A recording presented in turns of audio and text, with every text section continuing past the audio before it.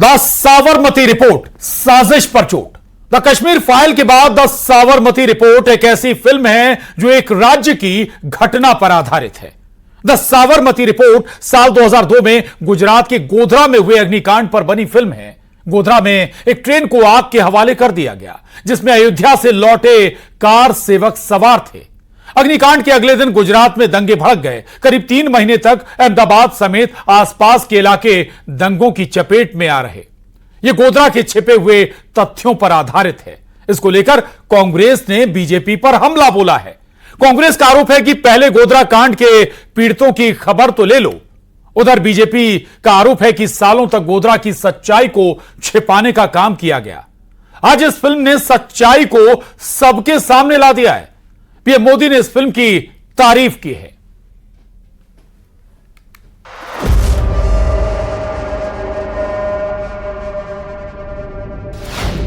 The Sabarmati report, साजिश पर चोट।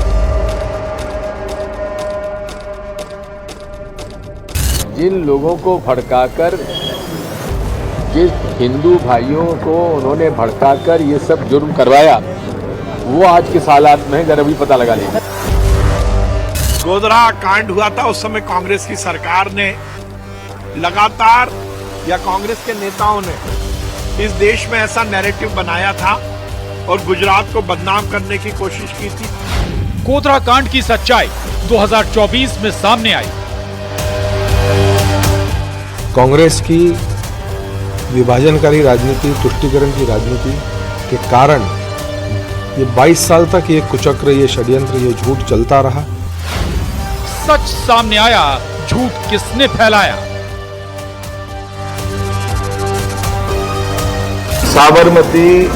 साबरमती एक तरह से बहुत अच्छी पिक्चर बनी है। मैं स्वयं भी देखने जा रहा हूं, अपने मंत्री, विधायक, सांसदों को भी देखने पहुंचा रहे हैं और आपके माध्यम से बताना चाहूंगा कि हम उसको टैक्स फ्री भी करने जा रहे हैं। द साबरमती रिपोर्ट, ये फिल्म साल 2002 में गोधरा कांड पर आधारित है। साल 2002 में ट्रेन में क्या हुआ था, 2024 में उसका एक एक राज खुल गया है। किसने गोधरा कांड की सच्चाई छुपाई, वो अब सामने आ गई है। फिल्म को एमपी में सीएम डॉक्टर मोहन यादव ने टैक्स फ्री कर दिया है। उधर कांग्रेस ने इसको लेकर बीजेपी पर निशाना साधा है। फिल्म द साबरमती रिपोर्ट की पीएम मोदी भी तारीफ कर चुके हैं। अब सवाल यह है कि क्या द साबरमती रिपोर्ट साजिश पर चोट है? आज इसी पर करेंगे महाडिबेट में चर्चा। तो क्या गोधरा कांड की सच्चाई को छिपाया गया? क्यों जनता तक इसको नहीं आने दिया गया था? क्या फिल्म में जो दिखाया गया है वही हुआ था? ऐसे कई सवाल हैं जिनके जवाब हर कोई जानना चाहता है। आज इसी पर महाडिबेट में करेंगे चर्चा, लेकिन पहले सवालों पर डाल लेते हैं नजर। और हमारे आज के बड़े सवाल हैं, गोधरा वाली फिल्म पर आखिर विवाद क्यों? और आज की चर्चा का दूसरा सवाल है, द साबरमती रिपोर्ट साजिश पर चोट है क्या? तीसरा और आखिरी सवाल, 2002 का सच 2024 में सामने आया। आज इन्हीं तीनों सवालों के इर्द गिर्द हम चर्चा को आगे बढ़ाएंगे, लेकिन सबसे पहले आपको अपने बेहद खास पैनल से मिला देते हैं, तारुफ करा देते हैं। शैलेंद्र पटेल साहब हैं, पूर्व विधायक हैं कांग्रेस से। बहुत स्वागत है शैलेंद्र पटेल जी आपका। तौकीर निजामी साहब हैं, मुस्लिम स्कॉलर, बहुत स्वागत है आपका। शिवम शुक्ला जी, प्रवक्ता बीजेपी, आपका भी स्वागत है। महंत अवधेशपुरी जी महाराज, बहुत स्वागत है आपका। और राजनीतिक विश्लेषक सूर्य प्रकाश मैथिल जी हमारे साथ इस चर्चा में हैं, आपका भी बहुत स्वागत है। सबसे पहले शिवम शुक्ला जी आपके पास आऊंगा। बहुत सारी चर्चाएं हैं, बहुत लगातार आप लोग इस फिल्म की तारीफ भी कर रहे हैं, कह भी रहे हैं कि लोग देखने जाएं। मध्य प्रदेश में टैक्स फ्री भी हो गई, बहुत अच्छी बात है, एक दर्शकों के लिए एक सौगात भी है ये।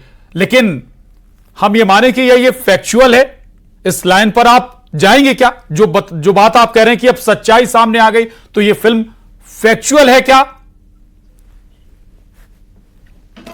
देखिए, सबसे महत्वपूर्ण चीज यह है कि कांग्रेस पार्टी का जो गुजरात के दंगे थे उसको लेकर के एक लंबा राजनीतिक इतिहास रहा है। इन्होंने सदैव उस घटना को कहीं ना कहीं एक बहुत ही नकारात्मक आलोक में चित्रित किया और इस घटना के लिए कहीं ना कहीं बहुसंख्यक हिंदू आबादी को दोषी ठहराने का षड्यंत्र कांग्रेस पार्टी के द्वारा समय समय पर किया जाता रहा है। प्रधानमंत्री जी के स्वयं की जो गुजरात के तत्कालीन मुख्यमंत्री थे उनकी छवि को भी कांग्रेस के द्वारा लगातार वेंडलाइज करने की कोशिश की थी। पूरा देश इसका साक्षी है कि लेफ्ट लिबरल लॉबी और कांग्रेस एक साथ गठजोड़ करके किस स्तर तक जाकर के पूरे हिंदू समाज को लगातार अपमानित करने का काम कर रहे थे। अगर आपको उस दौरान की मीडिया रिपोर्ट्स याद होंगी, जो इनके समर्थक इकोसिस्टम के लोग जुड़े हुए थे, उन्होंने उस घटना में जो कार सेवकों की हत्या की गई थी उसको एक दुर्घटना बताने का काम किया था और उसके पश्चात भी किन लोगों की वजह से यह पूरा एक जघन्य, पूरा एक प्रकार का हमारे देश में वातावरण निर्मित हुआ, गोधरा में जो हुआ, वह तमाम चीजें कांग्रेस पार्टी ने कहीं ना कहीं उनको पर्दा डालने का प्रयास किया था। लेकिन सच को दबाने की अपनी एक सीमा होती है और सच और इतिहास के बारे में सबसे अच्छी बात शिवम जी, शिवम जी, क्या ये सब जो सारी बातें आप बता रहे हैं, क्या ये पब्लिक डोमेन में नहीं थी क्या, जो अब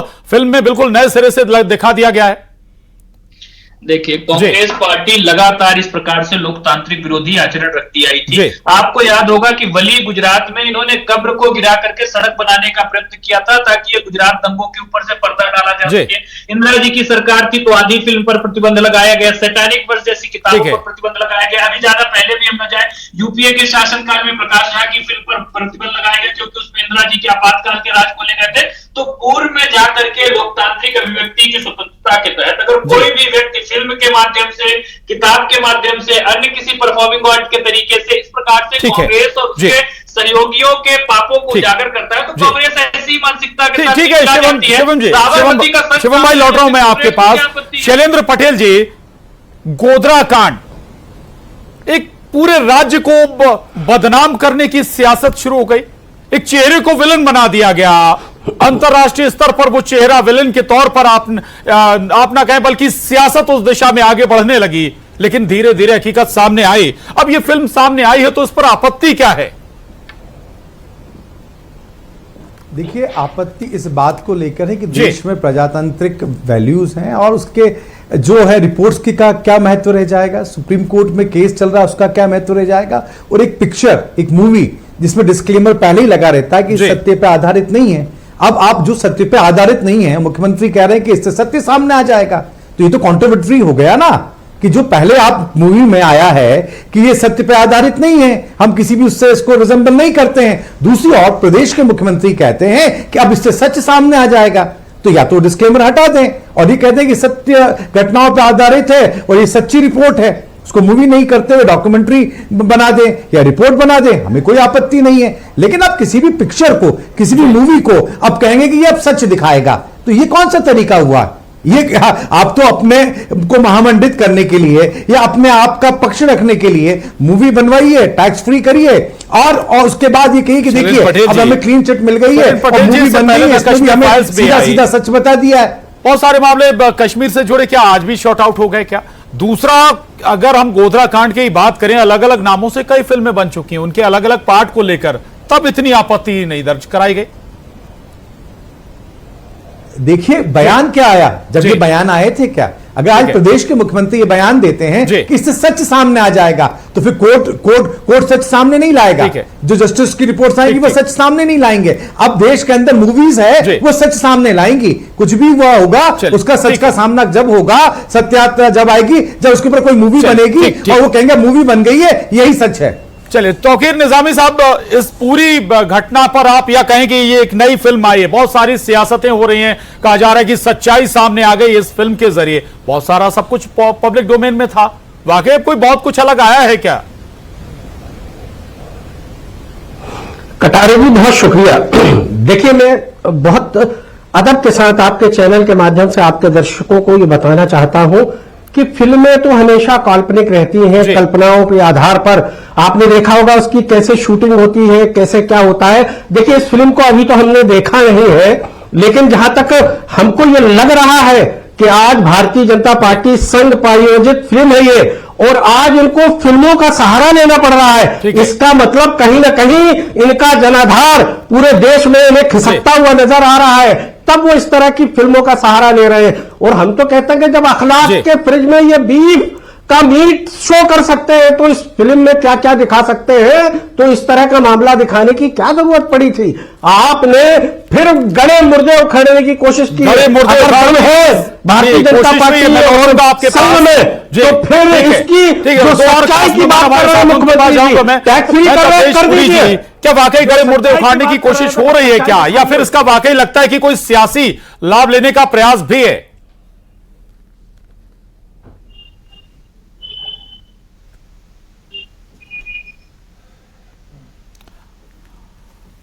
महंत अवधेश पुरी जी, अब अगर ये फिल्म आई है, इसमें कुछ नया नहीं है, लेकिन सियासत इसे अपने नजरिए से देख रही है, संत समाज कैसे देखता है? संत समाज ऐसे देखता है जी कि इस देश में, ये देश गुलाम था जब से लेकर के करीब कुछ वर्षों पहले तक इस देश ने अन्याय का ही सामना किया। विशेष करके इस देश के बहुसंख्यकों ने, हिंदुओं ने, सनातनियों ने। अब आप कल्पना करें कि 2002 में इतनी बड़ी घटना घटित होती है जिसमें 59 जानें चली जाती हैं, जिंदा जला दिया जाता है लोगों को, जिसमें 27 महिलाएं होती हैं जी, और करीब 10 छोटे छोटे बच्चे होते हैं, और एक बच्चा तो 2.5 वर्ष का होता है। कल्पना करें कि वो कितनी दुखद है, एक 2.5 वर्ष का बच्चा जिंदा जल रहा है? और जब नानावटी कमीशन की रिपोर्ट आती है, उसके आधार पर गुनाहगारों को सजा मिलती है, सारी चीजें होती हैं। उसके बाद अब ये फिल्मों की बात आती है, तो ठीक है, साबरमती एक्सप्रेस फिल्म बन, आवाज कुछ वामपंथियों को आपत्ति क्या हो जाती है जी, उनको आपत्ति नहीं होनी चाहिए। मैं ये कह रहा हूं जी कि जो भी लोग आपत्ति ले रहे हैं वो गलत है। देश के सामने सच्चाई आनी चाहिए और उस सच्चाई को आने देना चाहिए किसी भी कीमत पर। इस प्रकार की सच्चाई से राजनीतिक लोगों को विरोध नहीं करना चाहिए। चलिए ठीक है, मैं लौटूंगा आपके पास, आपकी आवाज हम तक ठीक नहीं पहुंच पा रही है। सूर्य प्रकाश मैथिल जी, लगभग अभी तक की आपने डिबेट पूरी सुनी, इस पूरी चर्चा को आप कैसे एनालाइज कर रहे हैं? दूसरा, ये वाकई सच छुपाने की कोशिश हुई थी क्या? दूसरा, अगर कुछ छुपाया नहीं जा रहा है तो फिर अब इतनी तकलीफ सियासी दलों को क्यों हो रही है? धन्यवाद पहले तो आपको और पूरे देश को भारत माता की जय, वंदे मातरम, और बहुत बहुत बधाई मुख्यमंत्री मोहन यादव जी को, जिन्होंने की इस द साबरमती जो रिपोर्ट है, इस फिल्म को उन्होंने जो टैक्स फ्री करने की घोषणा की है, ये एक बहुत बहुत अच्छी बात है। अब दूसरी चीज देखिए, इस देश में द कश्मीर फाइल्स बनी, कश्मीर फाइल्स के अंदर जो सच दिखाया गया उस पे भी यही सूडो लिबरल्स जितने भी है इन्होंने छातियां पीटी, लेकिन सच में गिरिजा टीकू को आड़े में रखकर चीरा गया था, उससे पहले उसका बलात्कार भी किया गया था, और वहां पर किस प्रकार से कश्मीरी हिंदुओं का नरसंहार हुआ था, पेड़ों पर लटकाया गया था, यह सच घटना है। उसके बाद द केरला स्टोरी, ये तो मैं कहूं केरला के जो मुख्यमंत्री वी अच्युतानंद जी, उन्होंने खुद स्वीकार किया था कि केरल के अंदर इस प्रकार से जो जिहाद है वो चल रहा है। उस पे जो फिल्म बनी उन पे भी इन्होंने छातियां पीटी। अब आ जाते हैं आपातकाल पे। अभी कंगना रनौत की एक मूवी है जिसके ऊपर जिस प्रकार से इन लोगों ने बहुत ज्यादा टीका टिप्पणी की और रोकने की पूरी कोशिश की है। अब ये साबरमती एक्सप्रेस, साबरमती रिपोर्ट, अब देखिए इस रिपोर्ट के अंदर जो सच्चाई है वो दिखाई गई है, क्योंकि लगातार वहां के लोग ये कह रहे थे कि एक बहुत बड़ा झुंड आया जो कि जिहादी नारे लगा रहा था, और उन्होंने उन राम भक्तों की इस बोगी को, S3 S4 बोगी थी, जिसको कि उन्होंने पेट्रोल डाल के जलाया, और उसका जो सरगना था वो अभी पकड़ा भी गया, उसका नाम रफीक हुसैन था। एक और बात, माननीय प्रधानमंत्री जी ने भी कई बार कई मंचों से बोला कि जब गुजरात में स्थिति खराब थी तो मैंने मध्य प्रदेश से भी मदद मांगी थी और राजस्थान से भी मदद मांगी थी, लेकिन उस समय तत्कालीन जो दोनों मुख्यमंत्री थे वो कांग्रेस के, सरकारें कांग्रेस की थी, और उन्होंने वहां पर जो है फोर्स नहीं भेजी थी, और यही कारण है कि माहौल जो है 2-3 दिन बिगड़ा मध्य प्रदेश का। एक बात और, अभी कांग्रेस के प्रवक्ता आपका गुजरात का, अभी कांग्रेस के प्रवक्ता जो है वो ये कह रहे थे, 20 सेकंड और, कि सुप्रीम कोर्ट में मामला लंबित है। भैया कौन सा मामला लंबित है? माननीय प्रधानमंत्री जी लगातार और यशस्वी गृह मंत्री जी ने लगातार जो है बहुत सारे आयोगों का सामना किया, कितनी सारी कमीशन का सामना किया। और एक बात, बीबीसी के ऊपर, बीबीसी की एक रिपोर्ट जो कि उन्होंने न जाने कितने गलत बहुत बहुत बड़ी बात आपने कह दी है शैलेंद्र पटेल जी, इस पर जवाब आपका जरूर बनता है। वाकई उस दौरान दिग्विजय सिंह साहब मुख्यमंत्री थे, मदद मांगी गई, ये बात खुद पीएम नरेंद्र मोदी ने अपने एक इंटरव्यू में कही है। और इसके बाद हुआ यह कि आरोप यही लगते रहे कि भाई कांग्रेस हकीकत छुपाने की कोशिश करती रही, एक चेहरे को आप विलन बनाने के प्रयास करते रहे। देखिए, आरोप लगाना बड़ा आसान सी बात है, बड़े उससे आप कह सकते हैं कि ऐसा हुआ था। पिछले मूवी के आधार पर आप किसी भी चीज को सत्य और गलत तो आप नहीं बता सकते ना। मूल विषय यह है कि आप एक पिक्चर बनी है। मुझे मेरा जवाब माननीय प्रधानमंत्री जी ने पब्लिक फोरम पे बोला और प्रधानमंत्री तो माननीय मुख्यमंत्री भी हैं। आप बात से चुप हो गए थे। भाई साहब आप बोल दीजिए, मैं चुप रहता हूं। नहीं, मैं आप फिल्म की बात मत कीजिए ना। जो मैं फैक्ट बोल रहा हूं उस फैक्ट को आप मुझे बताइए, मैं झूठ बोल रहा हूं या सच बोल रहा हूं। आप मुझे इसका तय कीजिए कि दिग्विजय सिंह जी की सरकार ने उस समय में मांगी थी नहीं मांगी थी मदद। माननीय प्रधानमंत्री जी ने पब्लिक फोरम में सपोर्ट किया था। सुन लीजिएगा शैलेंद्र पटेल जी को। शैलेंद्र जी, प्रशांत जी, पहले आप मैथिल जी से कह दें कि आप सवाल कर लें या आपकी जगह वो आ जाएं सवाल करने के लिए, क्योंकि मैंने उनकी बात अच्छे से सुनिए, मेरे जवाब को भी अच्छे से सुने, तो सबरीले बने, इतने बेसब्रे ना बने आप ठीक है। सीधी सी बात यह है कि मदद राज्य सरकार किससे मदद मांगता है। अब आप कह रहे हैं कि पड़ोसी मुख्यमंत्री ने मदद नहीं की, क्या प्रूफ है उस बात का? अगर माननीय प्रधानमंत्री सच कर रहे हैं तो क्या माननीय पूर्व मुख्यमंत्री का झूठ बोल रहे हैं?